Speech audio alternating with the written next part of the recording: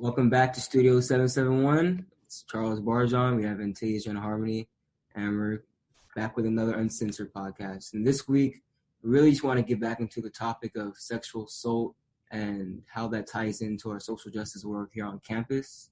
Before we left for coronavirus and everything, we had this massive protest lined up, and we were going to make ourselves known pretty much during Springfest and really call out the school for their, I guess you could say, the blind eye they always tend to turn. And so I just want to reel us back into this conversation. I want to regather our thoughts and just kind of see where you guys are thinking now compared to how we were thinking before we left. Just how has it aged?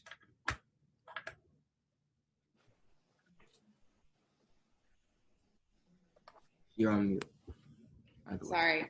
So during the spring semester, I was actually really excited because I feel like all the plans we had, like the posters we were going to make, like the statement that we were going to make, I was excited because I was like, I feel like it was going to make a bigger name for us on campus because of I feel like sexual assault is kind of it's a bold topic. Not everybody wants to speak on it, especially at on college campuses because it's it's kind of risky to speak about. Right. I was kind of excited because we were going to be boom, we're here. We're going to talk about it. You're going to have to listen regardless. So, right. But right now, honestly, it bothers me how it's risky to talk about it. You know what I mean? Yeah, and it's sad that it is risky to talk about because people are scared to come forth about it. Nobody wants to put certain people's names out there because they might be on the football team. They might just be, up there on campus. And I'm like, I don't care. I don't care what your level or status is on campus. It's a moral standard. It's I can't just let this happen type thing. Right. So wrong is wrong. Right. I'm just ready, even though we're all not on campus right now and everything is so remote. I still feel like we can make a voice, especially since we're gonna be really active on social media right now with everything. I feel like we're still gonna make that impact with this topic. And it's always the worst time. This fall semester, freshmen are on campus. Those creepy dudes come back on, even though they say they're monitoring everybody at the front. They don't monitor you every single time. There's they weren't doing that before. Right.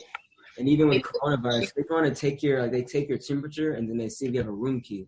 But people can just show their regular keys. Oh yeah, I'll go to Southern. Mm-hmm. Yeah, it's just before. Campus security, campus police, whatever you want to call them, they pick and choose when they want to be campus, Southern police or whatever. Some nights it could be 2 o'clock in the morning. They may be show your ID, or it's just I'm in the booth, I have my earpods in. Right. Okay. So. Right. But a lot of times they always try to do their jobs at the worst times. Right. The day let I it be a Saturday night. Right. Let it be a Saturday night at 2 o'clock, or you can come through. But let it be Sunday afternoon when I'm just trying to get some lunch. Everybody in the car has to have ID. I'm trying to go to church. Right. I gotta go all the way to the trunk to get my bag to find my ID out. Right.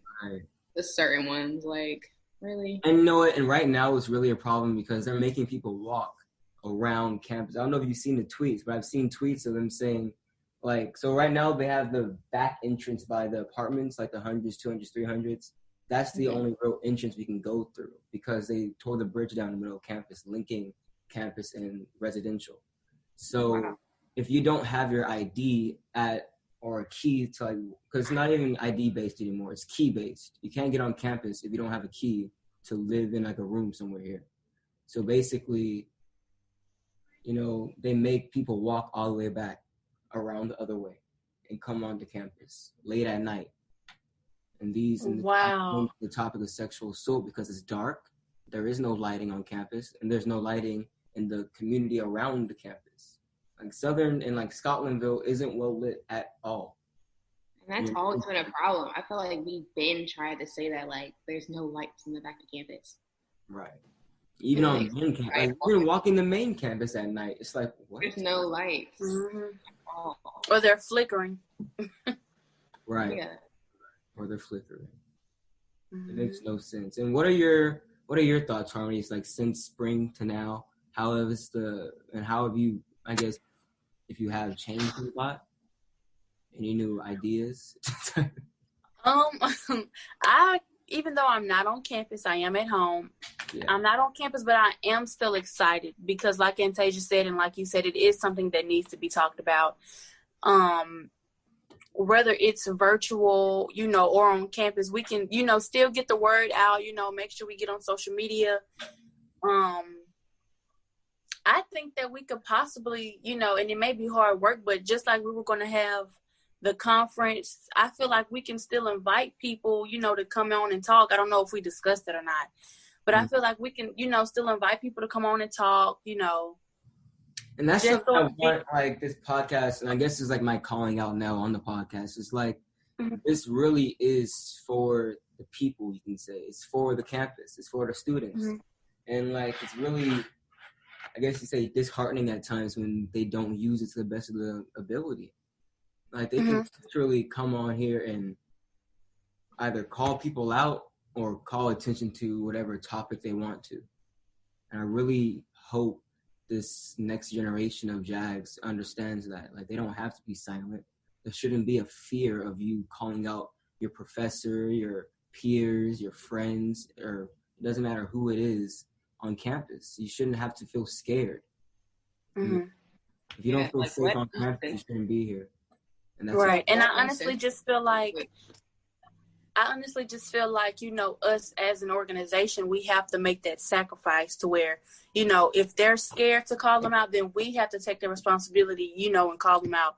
So they can be like, okay, if they're doing it, then it's okay. I can say what I want to say, like you said, because they do have that fear, I think that we're all capable of doing that, knowing y'all, for the time I have, y'all don't seem like the type that are, scary or, y'all like to go straight forward. So I think that we can do that. And I'm really, really excited because there's so many stories that are unheard and so many people that continue to go through this on a daily basis and no one knows. The campus police, that's not all of that if we just being honest about it. And when it comes to things like that. So I just feel like, it's time. We can't continue to push this back. We need to just go straight forward. Right. Without a fear of it. And I heard you say you had some sort of facts, Anastasia. Oh, yeah. So I went on the CDC's website earlier, and I just wanted to, sexual assault was, is the topic right now. I just wanted to say, starting out, more than 1 in 3 women have experienced sexual violence involving physical contact in their whole lifetime. 1 in 3 female rape victims have experienced it for the first time between 11 and 17 years old. Every 1 in 8 female rape victims have reported it before the age of 10. Wow. Nearly 1 in 4 males have experienced sexual violence involving physical contact. Nearly 1 in every 38 men have experienced or completed or attempted rape during his lifetime. About 1 in 4 male rape victims have experienced it between 11 and 17 years old, and every 1 in 4 male rape victims have also reported it before the age of 10. Wow. Yeah. I was like, that's really sad. It shows how now that goes to a different conversation. Now we have to tie in on a global scale, honestly, on a nationwide scale. Why is it that people are always being silent? So you always hear stories of people going to the cops, but then the cops don't even take it seriously. So I'm not sure if y'all have seen that video that's going around right now of that little girl in the car in the back seat, and she's scared to go back with her mom. Yeah. I read an article. Yeah, she's 8 years old, and it's a video going around, and she's screaming and crying and saying, he touches me, he touched me in my pants, and you watch him do it to me. No. And she's like, you don't know what I'm talking about. You don't know what I'm talking about, blah, blah, and how she had blood in her underwear. She's 8 years old, screaming in a video saying, I don't want to come back with you. I don't want to come back with you. And the mom is like, he was just playing or something like that, not believing it. And that just really drew me to that's why people don't say anything. Right. I mean, it's never happened to me, but like, I feel like I would I don't know how I would personally like go about it, but it's just the fact that you don't want to tell somebody something that disheartening that has happened to you, and then they look at you and say, no, that didn't happen. Right. Like, I feel like that would crush your soul. Like, if you're telling someone something that hurts you that bad and has messed you up mentally, and then they look at you in your face and say that didn't happen. Right. Yeah, because that takes a lot of courage, you know, to finally build up that courage to be able to tell someone. When you finally do, it's like a slap in the face, you know. I really just told you like one of my deepest secrets that has been haunting me, and you literally just told me that it didn't happen, or that it was my fault. And then like the carryover of, they call it in education, they call it adverse childhood effects, you know, and these traumas follow people for their entire lives. They call them nowadays, we call it triggers, you know, and people always, you see people and they like return back to this childlike state. And it's honestly turning into a nationwide problem. And I don't even know where to start, because where does this come from? Why would you want to silence that? Why would you want to silence that? What's the purpose of silencing that? Wouldn't you want to eradicate that from your community? And it comes back down, I guess, to kind of what it is on our university level. Networking, people who know people. And that's literally what it is. Because I feel like, especially on campuses, like, I feel like just as it relates to like real life, like outside of campus things, people know people. And if you tell someone like, my manager, like, say if you're telling a parent and they're like, my uncle did this, and they're like, my brother wouldn't do that. I'm not going to throw him under the bus. Like, he has good things coming for him. We're not going to expose this. Just like on campus, say if the star quarterback did something, they're like, hold on. Right. We got to win the classic. Right. We got to win SWAC this year, too. Right. We'll talk to him about it. You know, like, it's all, I feel like that's why, like, people don't We've seen stuff like that happen just with popular people at this school. So I just want to know what is wrong with people. Like, honestly, at this point, I just want to know what is wrong with people mentally, to where they really value some sort of, I broke up. It's just like literally just about who you know, because they're not going to want to throw somebody under the bus. They're not going to let you throw somebody under the bus that they know that's going to benefit them. Right. It's just ridiculous. Like, it's rare that I'm lost for words. I talk, you know, but it's honestly, it's like, how could you put that into words? You know, how do you motivate a bunch of children on a campus to care about each other? You know, and you think that it would be natural, but it's not. So now, what measures could we take to do that on campus? I know I was mentioned the organization My Sister's Keeper, something like that, but I haven't seen a presence. So now I want to know, what would be the next step? Do we need to find these people, or do we need to make our own sort of or kind of like a new organization just within ourselves? What would be, like, what do you think we as a student body would need to do? Because obviously these aides and the schools helplines obviously aren't doing anything. Me personally, I think that, you know, us as a student body and having so many organizations, I do think that this is an important time to collaborate as much as we can.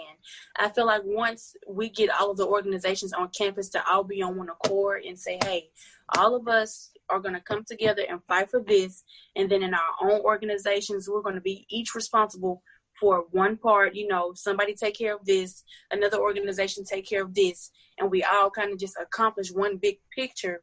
I feel like that would be best, because a lot of times, like, you know, some people in high school, when they first come off to college, they're all looking at what's cool, or is it going to look cool if I do this?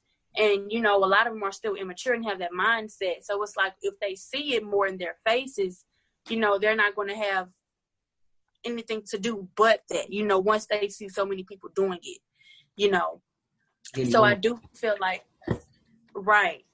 And I feel like we should just all collaborate, you know, and kind of have one big objective to bring more information and to educate more people. Yeah, I really like that. I feel like if we're all on one accord, especially for like underclassmen, like the freshmen, especially like you said, when they come off to high school and come straight in, like I'm gonna be completely honest. My baby girl, the senior who's about to graduate in December, he does not want you. Right. He's 23 years Correct. old. He just turned 18 last week. Like it. And that's so gross. Like that's a child, bro. Gross, but I feel like some girls, when they come straight out of high school, if they see like, oh, he's a senior, he's about to graduate, he's a grown man. Yes, sis, he's a grown man. You just turned 18. Like, and that's disgusting. Don't let I understand like you're in college and you're just like, oh my gosh, I'm free, like I'm 18. I get that. Like I get the freshman, like some freshman's mentality, but like don't let that like brainwash you in a way. Right. Or like misguide your thoughts, because you being 18, I'm gonna like 100% honest. No, they're looking for one thing. They're 23 years old, about to graduate, and you're a freshman who hasn't even finished freshman seminar yet. Mm-hmm. Right. Correct. And they put out their graduation application. Like, you know, it's not adding up. Like, I don't think they think that way. And my word to the upperclassmen, like, let these freshmen live and, like, experience a freshman year as a freshman. Treat them as humans.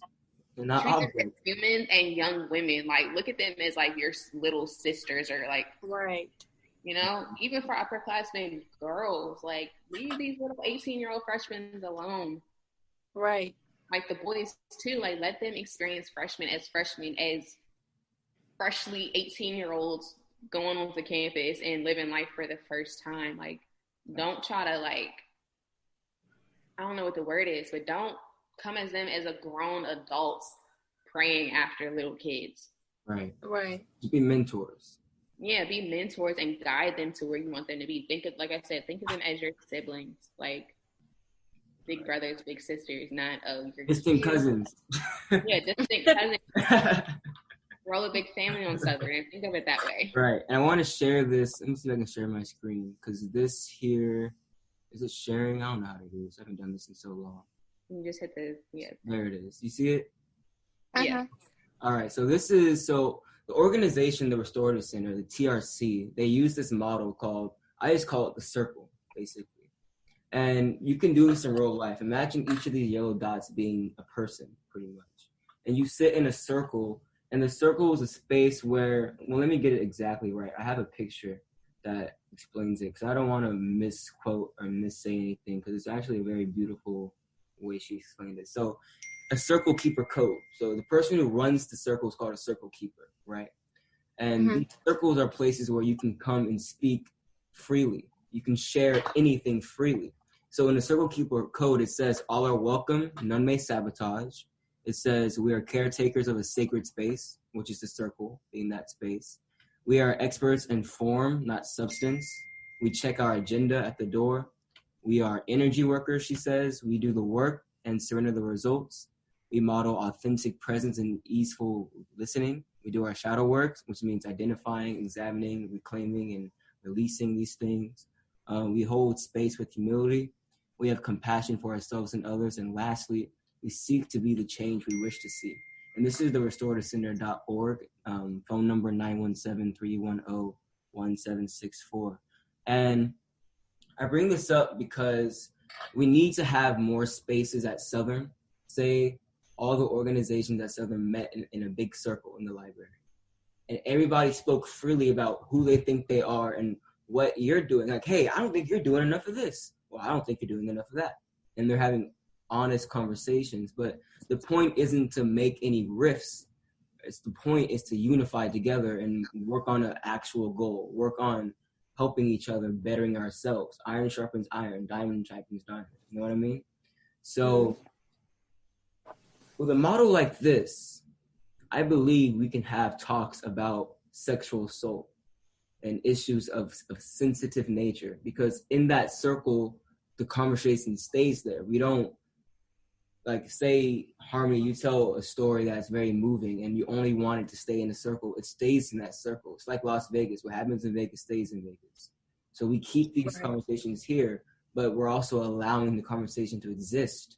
Because now when you leave that circle, you're going to leave with new perspectives.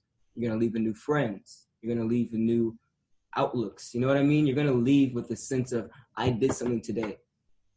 And I guess what I'm trying to get to is that the traditional system of running through schools, or the whole point of the restorative center is restorative justice. The whole idea of running straight through the legal system is fading away in this day and age. In an age of Black Lives Matter, in an age where you have, you know, white people, for example, having and setting up marijuana shops and businesses, yet the amount of Black men incarcerated for the use of the plant is like exceedingly high, and they haven't got released and they haven't been paid for the time they spent in jail while people are profiting off it now. So restorative justice, the restorative circle would say, let's sit in this circle and figure out why and solutions as to why we can get them justice, because they're not felons. And if they are felons, why are they treated as outcasts when they leave jail? Type thing. So this circle, this model, I feel can be used for this type of sensitive situation, sensitive mode. What are your thoughts on using this model?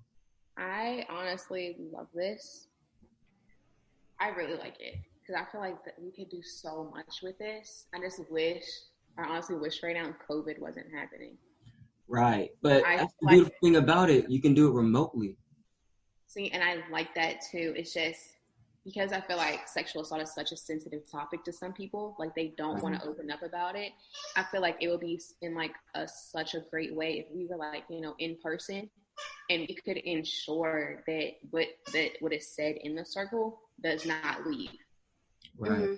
You know, like if we were to sit up and like sit in a circle and, sorry, my dog's playing with her toy, but if we were to sit in a circle, like everybody put your phones away, like let this be like a genuine conversation, because I feel like then we have to find, yes, we can do this remotely, but we have to get people to trust us, to know like if we are doing this remotely, what I'm saying to you right now through this webcam, it's not going to leave this. Right. Because like I said, sexual assault, some of these experiences for people have been like really tough and they have never told anyone. If we want them to share this with us, we want them to feel comfortable, like it's not going to go anywhere else. If it does go somewhere else, it's to help you, not to like, yeah. And I do have this thing, like I joined an organization on campus before, and she did make us sign, like it was a written up thing, like a written up form where whatever we do talk about in the group chat doesn't leave the group chat, you know?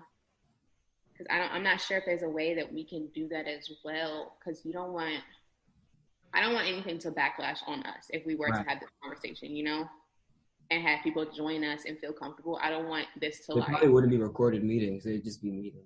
Yeah, and that's how I would love it. I just don't want that one person to come on a call and just ruin it for us as a org. And that's what made it so amazing when we had the conference a couple months back, is that we were able to have these circles remotely. Say you have your picture of yourself and you just put your picture or your name on that yellow circle.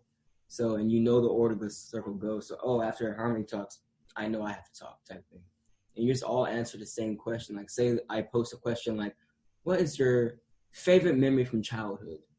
And you tell an in-depth story about childhood and why you did this and why you did that. And everybody's laughing together. And then, all right, now it's Harmony's turn. And then she tells her story. But the point is we're all learning something from everybody's story.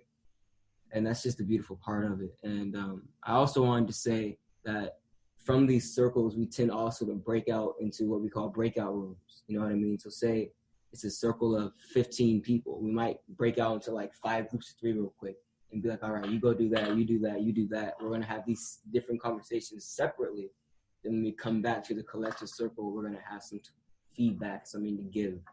And that's the model I want Southern to use, honestly, for conversations about not only sexual assault, but for the purpose of organizations unifying together and actually working. Because what I've noticed, I've been in like a handful of organizations since I've been here, like enough, you know. And what keeps coming up is this conversation of, I want recycling. Hey, well, I want to do this recycling drive. I want to do recycling for a week. I want to do this. But if everybody wants recycling, why not everybody work together? Because we've tried it. We've tried going through our mark before. We've done, like, my whole freshman year was about attacking Southern and trying to figure out how to get recycling, and it never happened because it's just that difficult. But if you were to sit in a circle with perhaps all the organizations and Southern, if Southern's in the circle too, it's like we're just trying to talk in a safe space, not in a space where your student rules and your professional codes matter, because this is apart from you, Southern. You know what I mean? This is a circle, meaning I can say what I want, and you can say what you want in a blunt manner and in a very respectful manner. And I don't know, that's probably going to be the future of what justice is. That's why we call restorative justice. And Harmony, I didn't think I heard your thoughts. I tend to overtalk people, so please let me hear you. No, you're good. And you want to know how I feel about the circle, correct? Yes. I think that it's a wonderful idea. I think that it's more passionate and sacred. Like Antasia was saying, how, you know, she wished she was on campus. Like, if, you know, it would be beautiful on campus, even though we do have the option of doing virtual. I think it's a great idea to let people express themselves, express their ideas, and not in a disrespectful manner, you know. Everybody just talking calm, collectively, you know, and it can also be educational because, you know, some people don't have the tendency to look at things from different perspectives, like you were talking about perspectives. And I just think that it can be very educational for some people that are closed-minded to kind of open up their minds and broaden their perspective on things. I think that it's just a great idea altogether. It's a yes for me. So I like it. Right. All around. And it would definitely work. Like, I'm trying to think of, just like you said, with the pandemic. So, and that's something interesting, because we could, no, you can't actually against Southern University's guidelines. Nobody can meet, but we can still do it remotely. And maybe that's the step that we need to take. We need to contact these heads of organizations, or just even our peers, or just our org first. Like, everybody in our org just sit and we talk about whatever. And hopefully that will lead to something bigger. Because I always think about what is going to be the footprint that we as upcoming seniors soon are going to leave. What are we going to do to make this Bluff a better place? And I guess not everybody thinks about that, like, in some sense, but that's just who I am. I gotta understand and how am I gonna better the generations that are gonna come? And that's the best way, because no more should I have 3+ friends telling me about how they've been affected negatively on this campus and are looking to leave. You know what I mean? That's not okay. That's not okay. Yeah, it's not.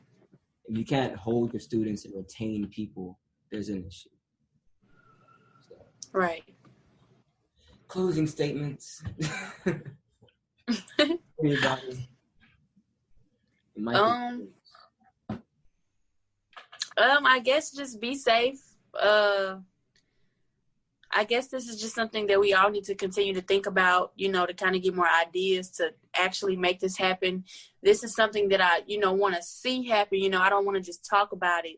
You know, we all have some beautiful ideas. I think that it can really become something big, you know, if we just put the work in. Right. So, yeah, that's all I have. I just feel like this is going to be a good journey for us as an org in bringing up the topic of sexual assault. And whoever is listening, like, trust us with this, because we really do care as people. Like, individually we care, and as an org in total we do, because your voices should be heard on this, and we don't want you to feel scared, like, to speak up. Like, trust us with this, and we're gonna go somewhere with this. So just stay tuned for this. We're getting your justice. Yes, right. Justice. So stay tuned throughout this semester, and hopefully even into next semester with this topic. Keep listening and watch out for what we do as an org. Right. Thank you. Thank you guys for coming on today. That was Studio 771 Uncensored. Come back next week.